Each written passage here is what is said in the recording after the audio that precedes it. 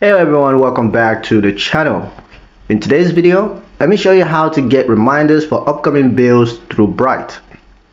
Are you missing bill payments? Well, Bright can help you to stay on schedule with automatic reminders.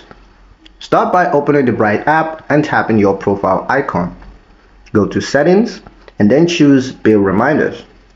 Tap Add a Bill to enter the name of the bill, like electricity, rent, internet, or loan repayment, whatever it is.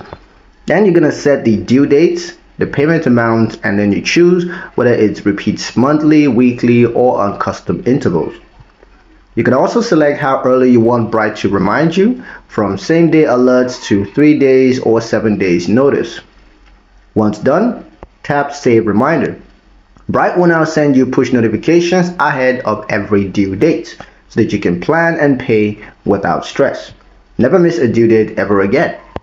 Like, share, and subscribe for more Bright guides that keep your finances running smoothly.